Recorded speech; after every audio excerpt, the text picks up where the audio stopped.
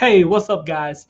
In this video, I'm going to be talking about the four worst money habits for building wealth.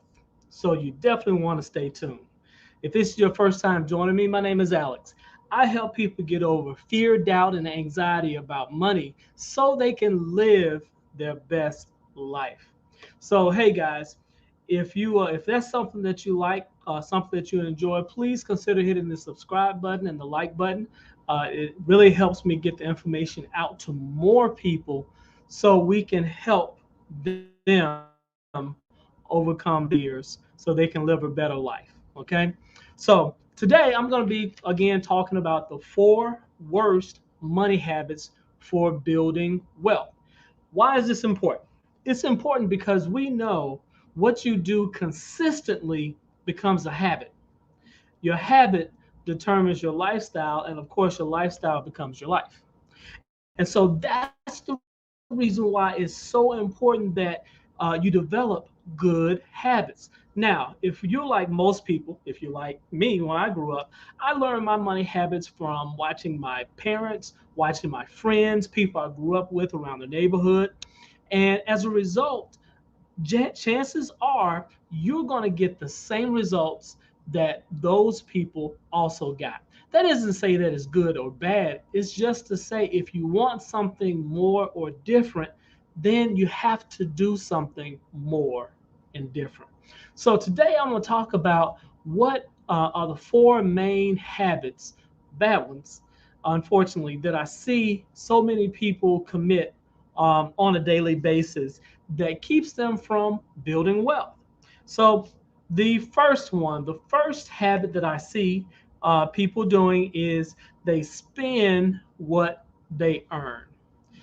I mean, it sounds like it's common sense, but as someone said, uh, common sense ain't so common. Um, this one should be an easy one, but honestly, it isn't. And it isn't because rationally this makes sense, but really, as humans, we are irrational creatures, right? And most of the time, when it comes to our habits, especially when it comes to money, those habits are developed around our emotions,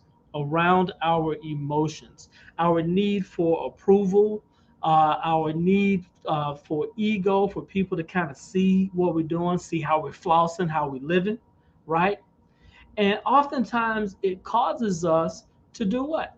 To spend more than we probably should, spend more than what's reasonable or rational, okay? And so that often gets us in trouble. So the first habit that I see so many people commit is we spend what we earn.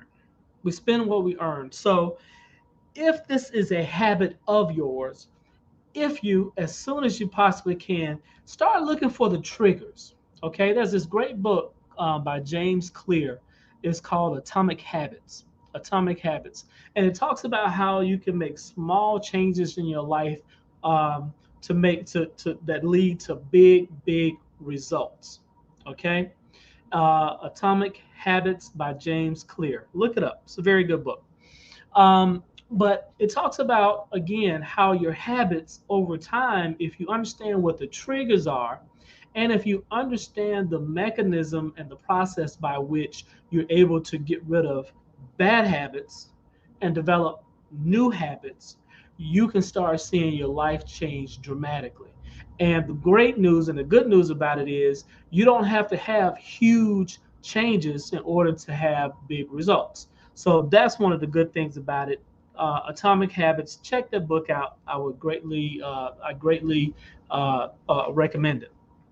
So spending what you earn, understand what the triggers are, and learn how to create an environment for saving.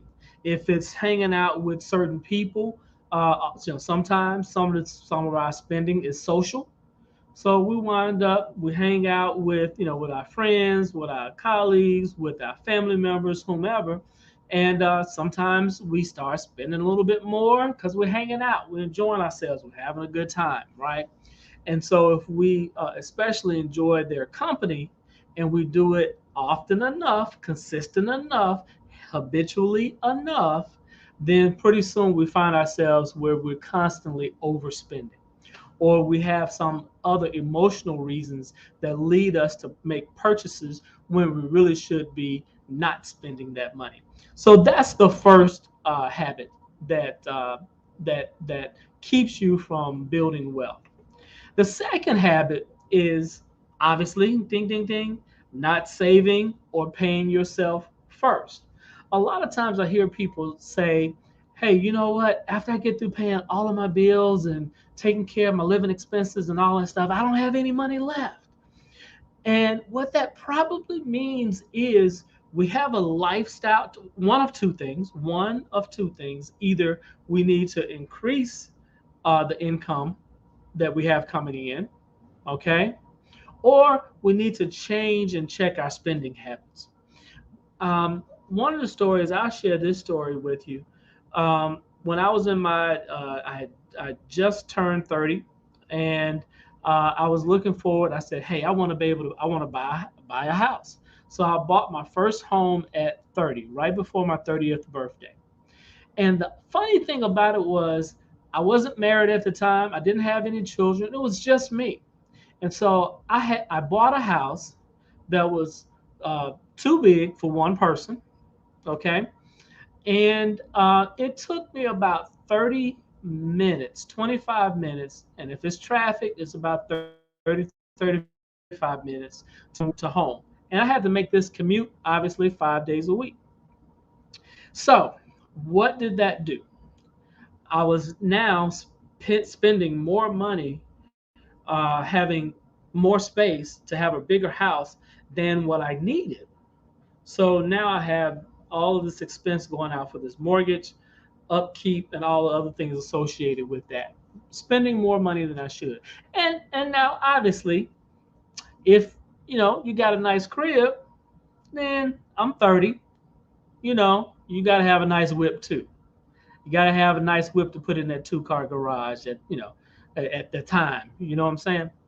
So I wound up buying a more expensive car than I probably should have. And so what happened? What did it lead to? It led to me having to work like the Dickens. I was already working hard, but now I was working even harder to keep up the lifestyle that I was trying to afford. Number one, and it kept me from being able to really focus and enjoy life the way most people want to. So oftentimes, the things that you get wind up getting you. Some of these trappings become things where you become trapped, where at first it seems like a great idea for us to get these things, but pretty soon these things kind of have us in a holding pattern that makes it more difficult for us to build wealth. Okay, so when we do that, now we have these expenses, we have these liabilities, we have these obligations that we've met, that we've created for ourselves that have to be met. And of course, we try to save what's left. And oftentimes there isn't much left. So one of the things I always recommend to my clients is I recommend that they really get a good, clear picture of what's most important to them. How do you want to live your life? What does your best life look like? Put it in detail, daydream a little bit, right? Because when you begin to understand and what's important to you, then you begin to shape your life around what's really important. Because what I discovered is while I was trying to, have this big house and, have this fancy car and, operating my own business, all those things look like what success was supposed to look like, what I thought success was supposed to look like. But truthfully, I was working myself in a hole. I wasn't able to save money. I wasn't able to get ahead, and I was on this treadmill that was much harder to keep up with.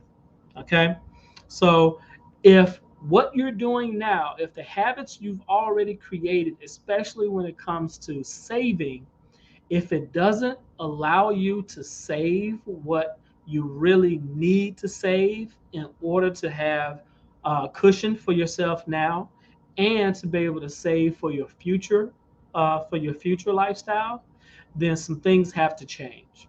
Okay. And one of the things I really suggest is cutting out anything and everything that doesn't lead you to where you want to be, where your dream life, what you really say is important to you. If it's not leading you in that direction, cut it, get rid of it. Okay. And then the next step I would say is to pay yourself before you start paying all your other obligations. Because if you don't make yourself a priority, no one else will. Okay? So that's the second habit. Third habit is waiting. Waiting until. And what I mean by waiting to invest, waiting to start making your money grow. Huge mistake. Why is that a huge mistake? I have a formula, and I call the formula C, V is in Victor, T, CVT. And I talk about this formula all the time. And the formula stands for C stands for capital, V stands for investment vehicle, and T stands for time. So when you look at the formula, this is how wealth is created. It is taking your capital, choosing the right investment vehicle, and then allowing those things to work over time. See, when you don't have a lot of capital or you don't have a lot of money, time can do the heavy lifting for you. So the best time really to start investing, even if you have just a little, you want to start out as early as you possibly can, because time, the eighth wonder of the world, compounding interest, will do wonders for your future nest egg and your future value. But if you're waiting until, I don't know, until you get completely debt free, some personal finance experts talk about getting debt free before you start investing. I don't agree, because again, if you're starting out, if you're waiting to get completely debt free, that might be hell 10, 15 years from now, and you would have missed 10 or 15 good years of compound interest on your investments, and you can't get that back. And now it requires you to invest so much more capital to try to recoup the time. Don't make the mistake of waiting until you have more money or until you get out of debt before you start investing. Just start now. Start with the little bit that you have. I don't care how small it is. You'll be surprised at what $25 or $50 a week or $50 every 2 weeks. You'll be surprised at what it does, especially when you put it in an investment vehicle that's going to allow you to grow over time. And then finally, the worst money habits that I see people do is honestly having no plan at all, just hoping. One of my mentors told me years ago, he said, hope is not a strategy.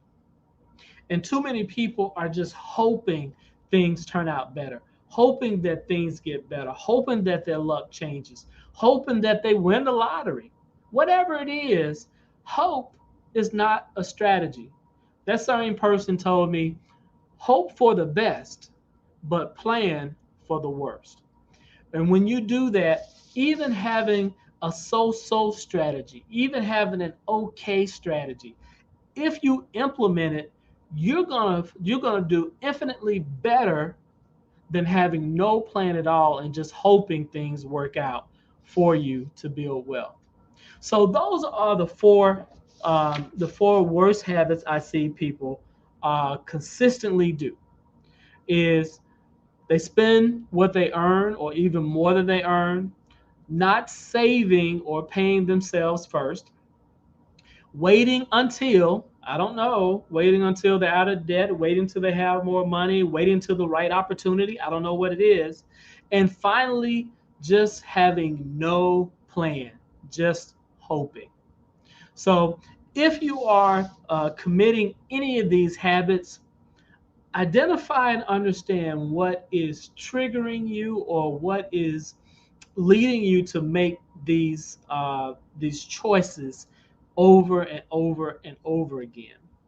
I would also encourage you again to grab that book, Atomic Habits by James Clear, and he talks about how you're able to make small changes, small wins, how you change your environment, how you begin to understand what your triggers are, and you begin to understand your motivations and why you do things.